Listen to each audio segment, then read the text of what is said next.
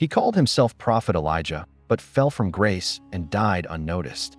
But how did John Alexander Dowie go from a tough kid in Scotland to a powerful preacher who built his own city and commanded thousands of followers? What drove this man to declare himself the reincarnation of a biblical prophet? And what caused his spectacular downfall? Watch till the end, and don't forget to subscribe to watch more of this. This tale deserves telling not as some dusty history lesson, but as a raw, emotional story of a man who dared to believe he was God's chosen one, whose healings amazed thousands, yet whose flaws remind us how even giants can fall hard. The electrifying life of Dowie is about a man who burned bright and fell even harder. Born May 25, 1847, in Edinburgh, Scotland, John Alexander Dowie enters a world of struggle and faith, the son of John Murray Dowie, a tailor and part-time preacher, and his wife. And picture a boy in a humble home, surrounded by poverty and deep religious belief, his heart stirred early by faith. At 7 years old, he is already wrestling with the Bible, claiming a conversion experience that sets his soul on fire. But life is not kind to his family. At 13, they sail to Adelaide, South Australia, chasing a better future across the ocean. There, young John works in his uncle's bootmaking shop, then climbs up to work as a clerk in a firm handling millions of dollars.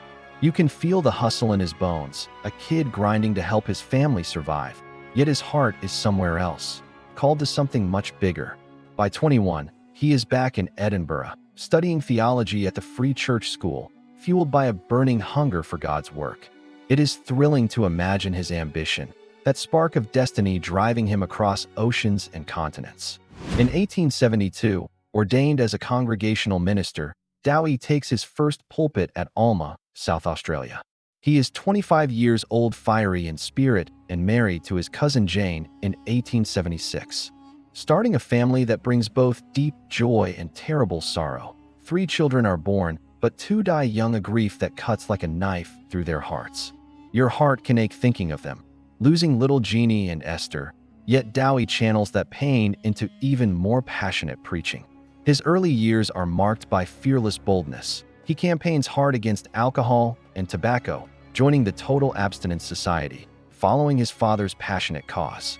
But it is a divine encounter around 1875 that completely flips his world upside down. In Sydney, while pastoring during a terrible bubonic plague outbreak, he buries 40 of his congregation members in just 1 month, with more people dying every day. Exhausted and heartbroken, he collapses in his study, crying out desperately to God, "Is this plague your doing?" Then, Acts 10 verse 38 hits him like lightning from heaven. Satan brings sickness, but Christ brings healing. Dowie storms into a dying girl's room, boldly rebukes the doctor's hopeless attitude, and prays with everything he has. She is healed instantly and completely, followed by her brothers and sisters. You can be on the edge of your seat watching this moment. This is not just any small event. It is the dramatic birth of his healing ministry. From that day forward, he never loses another soul to that deadly plague. By the early 1880s, Dowie is in Melbourne, preaching divine healing with a passion that draws thousands of people like a magnet. But his harsh, controlling leadership style stirs up serious trouble. At Sackville Street Tabernacle, his iron-fisted leadership sparks a full revolt among his followers. He is fined heavily and thrown in jail for a month in 1882 for leading unauthorized religious processions through the streets. Completely undeterred by this setback, he forms the Free Christian Church in 1883, but scandal follows him like a dark shadow. A businessman signs over a church building to him, which then burns down under suspicious circumstances. Dowie, who never drinks alcohol, angrily blames liquor interests for the fire. You cannot help but raise an eyebrow wondering, was it really arson by his enemies, or something much more questionable? Facing serious legal trouble, he flees to New Zealand in 1887, holding healing meetings there, then sails for America in 1888, landing in San Francisco. There, his mail-order healing business takes off like wildfire, and you have to be amazed at his incredible audacity, turning faith into a business that spans entire continents. Chicago in 1893 is where Dowie's star truly soars to amazing heights. The World's Fair draws massive crowds from around the globe, and he sets up shop nearby, healing sick people and preaching repentance with thunderous power. Stories of incredible miracles, like Sadie Cody's tumor completely vanishing after his prayers, spread through the city like wildfire. Your heart can leap imagining the hope burning in those desperate crowds. He founds the International Divine Healing Association, then in 1896, establishes the Christian Catholic Church, renaming it the Christian Catholic Apostolic Church in 1903. His Zion home on Michigan Avenue becomes a bustling hub, housing worshipers, schools, and a publishing house all under one roof. He leases Chicago's famous auditorium building to handle the swelling crowds of followers. But critics attack him fiercely. Doctors and clergy sue him repeatedly for practicing medicine without a license, yet he wins nearly 100 court cases. It is absolutely exhilarating watching his bold defiance against the established powers, but you can sense dark storm clouds gathering on the horizon. In 1901, Dowie's incredible vision reaches its peak. He buys huge amounts of land 40 miles north of Chicago and founds Zion, Illinois, a utopian city completely free of doctors, saloons, and all forms of vice. He owns every single inch of the city, ruling as a complete dictator, banning pork, theaters, and smoking throughout his domain. Importing an entire lace factory from Britain, he creates thousands of jobs, and 7,500 people flock to his amazing dream city. You have to be awestruck by the massive scale of it. An entire city built purely on faith and one man's vision. But then comes a fateful step that changes everything.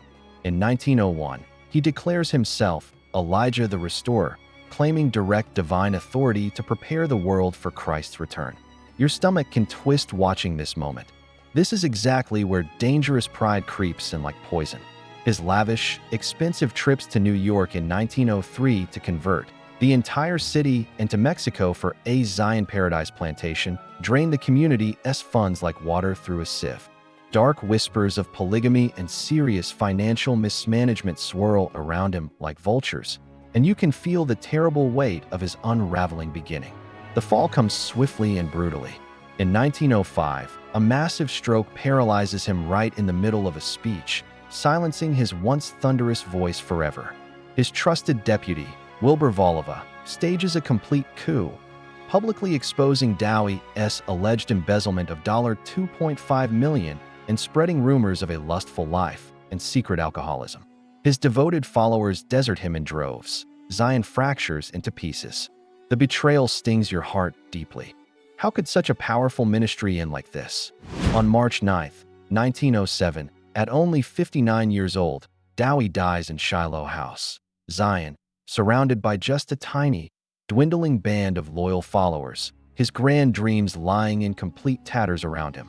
The Boston Herald cruelly notes his miserable death, a stark, painful contrast to his former glory days. Yet his legacy somehow continues to linger in unexpected ways. He reintroduced divine healing to modern Christianity, powerfully influencing Pentecostalism and major figures like John G. Lake. President Theodore Roosevelt once left an important cabinet meeting just to greet him, showing his incredible global impact and influence. You feel torn between deep admiration and profound sadness. His miracles were absolutely real and documented, but his massive ego became his ultimate undoing. Dowie's story is a blazing paradox that grips your soul. A man who healed thousands of people, built an entire city from nothing, yet fell completely due to unchecked pride. His life screams one powerful truth. Faith can literally move mountains and change the world, but unchecked ambition and pride can bury you completely. So here is the challenge for you.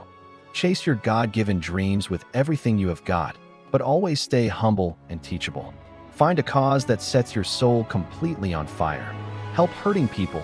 Pray for the broken and desperate, but carefully guard your heart against the poison of pride. Start today. Pray with bold faith. Love people fiercely, and live for something much bigger than yourself. Do not let your story end in ashes and regret. Make it a flame that lights up the entire world around you.